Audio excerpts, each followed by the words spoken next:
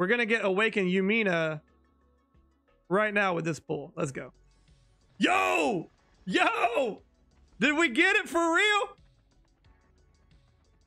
Dude! Yo! Let's go! Let's see. Let's see. This game hates me.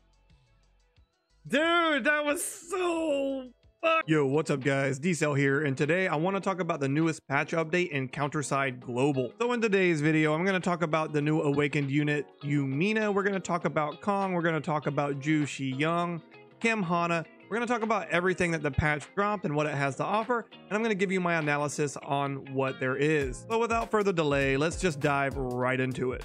All right, and the first thing that I want to talk about is the newest awakened unit, Yoo Mina. Now I think it's pretty much impossible at this point, if you are any at all involved with RTA, even the tiniest little bit, to ignore the impact that awakened Yoo Mina has made. She has burst onto the PvP scene with her insane damage output and her ability to absolutely destroy the enemy backline. This is something that can't be ignored. Honestly guys, she is such a massive threat to deal with. Anytime you see somebody drop her in PvP, your heart stops a little bit, and that's because she is such a massive threat. And what makes her so crazy is her passive skill here.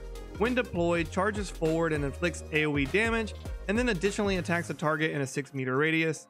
You know, this right here lets her charge forward, and it just makes her do insane amounts of damage. She has perfect evasion and attack speed plus 30% after being deployed. She's going to come out hitting really hard, and she's able, if you wait and correctly use her, she can basically just delete the entire back line of your enemy. But while she is a clear threat in PvP, is she worth summoning for? Well, to answer that question, I think we really need to look at the next awakened unit on the horizon, compare the two, and see what we come up with. So if we look into the roadmap that they gave us, the July-August, we will see here Great Witch's Legacy, event episode, and awakened unit. That is going to be awakened Yuna. All right, so let's briefly talk about awakened Yuna Springfield here and see what we come up with. Honestly, awakened Yuna is probably the better overall general pick for the awakened units if you're comparing her with Yoo Mina. Yoo Mina is more tailored for PvP, while Yuna is going to be able to be used in PvP, and more specifically, she's going to be a powerhouse in in-game PvE. And here's why. Mina is not only going to be able to heal herself, she acts kind of like as 2 units for the price of 1 with the Firebird that she summons.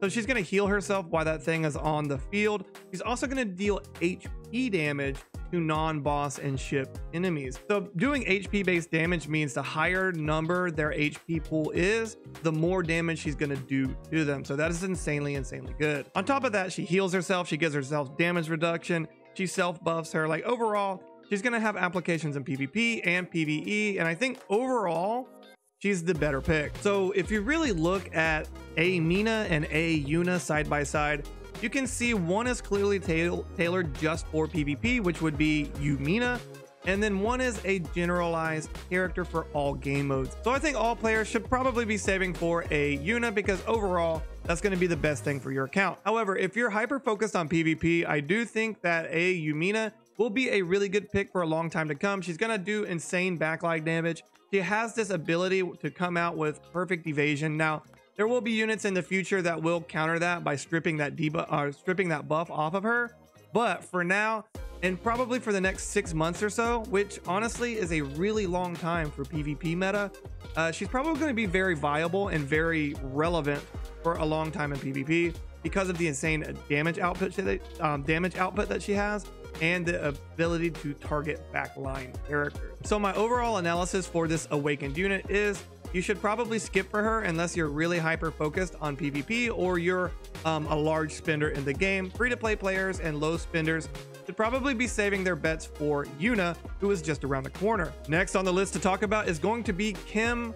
Now, Hana is an amazing operator, right? She is stupid easy to skill trigger. You only need to deploy a ranger and deploy a support. So if we take a look at what she actually does, she's going to instantly restore 1 deployment cost, add sleep immunity, which admittedly is very niche, and then she's going to give 20% skill haste to all deployed allies for 15 seconds. Do keep in mind this is for a level 8 Kim Hana. Not everybody's just going to have a level 8 Kim Hana. It's going to take you a while to do that, but overall, this is a really good operator to have, and she's stupid easy to skill trigger. And quite honestly, she's most likely the best choice to pick up as an operator for literally everybody. In fairness, I do think we should probably look at Sigma, who is the next operator around the corner, compare the two so you can get a good idea where you should spend your resources. So looking at Sigma, the operator, you can see that she's cast a non-cancelable barrier of 6% of max HP. That goes up to 20% max HP around all allies, and she's going to add a 15% roll advantage damage, and that goes up to 50% advantage damage for 10 seconds. Her skill trigger is also really easy to trigger because it is Defender, Striker, Ranger. That is super easy to trigger in PvP. So quite honestly, we can see that she's pretty much geared for PvP, and I do think for PvP purposes, she's going to be the better operator. So if you're hyper focused on PvP, I think you should probably save for Sigma. Everybody else should go for Kim Hana. If you're just playing the game in an overall fashion, or you're playing it more towards PvE, even if you do have PvP in mind, Kim Hana is going to be good because she still has uses in PvP, and she's not hyper focused like Sigma is. Sigma is clearly going to be better in PvP in my opinion overall. With that barrier and that advantage damage, she's going to really do a lot for your PvP team. But Kim Hana does give that deployment cost, and her skill trigger is super easy to, get out. So I think she's probably the one to go for. However, one thing to note for, and this is huge, guys, this is absolutely massive. Don't use your employment contracts on operators. What you should be doing is using your other recruitments. You should be saving your employment contracts for other SSR units, and then you're going to get planet malls. So then you can go into the planet mall shop and you can literally just buy Kim Hana by summoning for other units. With a little bit of patience, your account's going to go a long way because you're going to be able to get more bang for your buck by summoning for other units and then using planet malls to buy operators. So I think this is the optimal way to go forward. Please, guys, don't waste your employment contracts on operators. Now, in order to save time, I'm going to talk about the two new SSR recruitments, and I'm not going to go super in depth about them. I'm just going to give you my overall analysis to give you an idea of, what they're about and whether you should summon for them or not. First on the list is Yoo Mina. Now, I think Yoo Mina is a great striker for PvP. She has counterattacks, which is going to be great at disrupting units, but more importantly, she has evasion and attack speed buff if she doesn't counterattack. Like overall, I think she's a fantastic striker for PvP. For PvE, she's kind of, whatever. So I do think in that regard, she's good. Now, should you summon for her? I don't really think so. I think she's a safe summon, but not recommended. So what do I mean she's a safe but not recommended choice? I think if she's waifu for you, if you really love her overall design or you're super into PvP, she's a pretty safe bet. She's going to work well for you as a striker unit, but overall, I don't think she's worth summoning for or really wasting your employment contracts for. I think if you're a low spender or free-to-play player, there's more units around the corner and, in the future who you're better off saving those employment contracts for. If you grid her as an off banner or something like that, great. If you're a large spender, she's definitely a good pickup, or if you're really focused on PvP.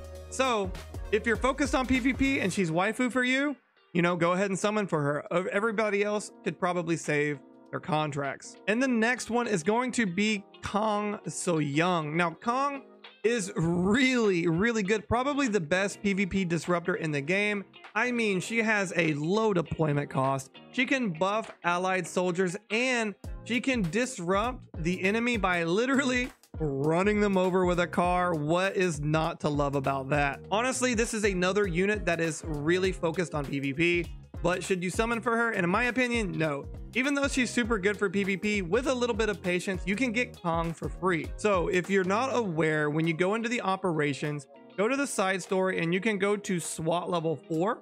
And then once you're there, go into the hard modes and you will see right here 1-2 before it's too late.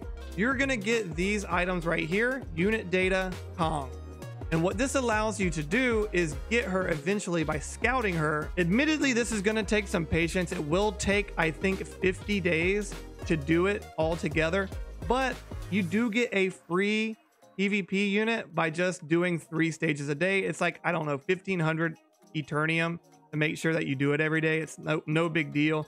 Then you go into the scout office here, and then after you get 150 of those copies, you can just summon her for free, and you don't have to use your employment contracts. So no, this is another one that I'm gonna say don't waste your employment contracts on. Just go ahead and farm her out on the side story. If you're a big spender, it's probably worth it just to go ahead and get it so you can use her in PvP, but for everybody else, you should probably farm her from the side story. And the last thing that I want to talk about is, everybody, make sure you go in and you get your panda ship. This thing is absolutely adorable. It's completely free to get. I mean, it's not like, you know, anything amazing or anything, but look at that guy. Look at him with his bamboo.